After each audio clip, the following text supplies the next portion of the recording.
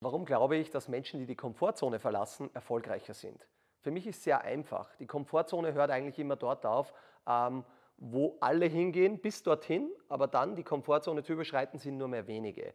Und wenn man die Komfortzone überschreitet, indem dass man mehr macht, indem dass man mehr Leistung bringt, indem dass man eine Stunde früher aufsteht und vielleicht einmal eine Stunde länger arbeitet, dann hat man auch mehr Output. Und dieser Output wird mittelfristig meiner Meinung nach zu Erfolg führen. Und ein Fehler, der, glaube ich, oft begangen wird, ist so, man verlässt einmal kurz die Komfortzone und dann glaubt man, oh, jetzt werde ich gleich den Erfolg bekommen. Und meine ganz klare Aussage ist, man muss oft jahrelang die Komfortzone kontinuierlich verlassen, damit der Output dann passieren wird. Der Erfolg wird kommen, aber er wird wahrscheinlich nicht sofort kommen.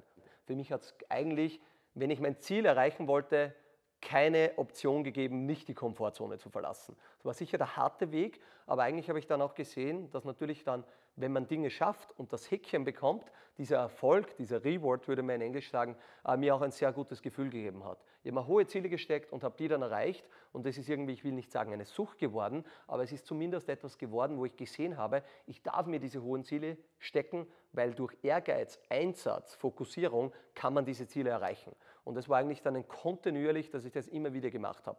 Ein großes Learning für mich war dann, dass ich mir immer wieder kleinere Häppchen gesteckt habe. Nicht das Ziel jetzt in 5 Jahren, was so weit weg und gar nicht greifbar war, sondern eines, was ich gesehen habe, in 6 Monate, in 12 Monate möchte ich dort sein. Und da kann man sich dann ein paar parallele Ziele stecken und dann ist auch einmal okay, wenn eines nicht funktioniert. Also auch bei mir haben immer wieder Dinge nicht funktioniert. Die habe ich aber dann als Motivation genommen, dass die anderen wieder funktionieren. Und das war, glaube ich, so der Schlüssel zum Erfolg am Ende des Tages. Rückschläge, glaube ich, sind im Leben sehr wichtig, weil das sind wie Fehler, aus denen man lernt. Ich habe das auch in meinem Buch damals geschrieben. Es ist ganz wichtig, umzufallen. Es ist aber auch ganz wichtig, wieder aufzustehen. Und für mich war jedes Nein war eigentlich eine große Motivation.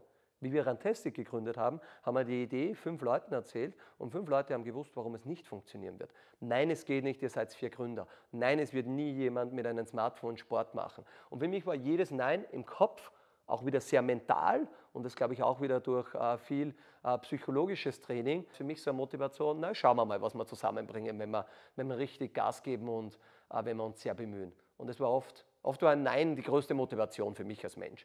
Also wenn wer sagt, nein Flo, das geht nicht, dann ist für mich wahrscheinlich der extra Kick, das anders zu beweisen.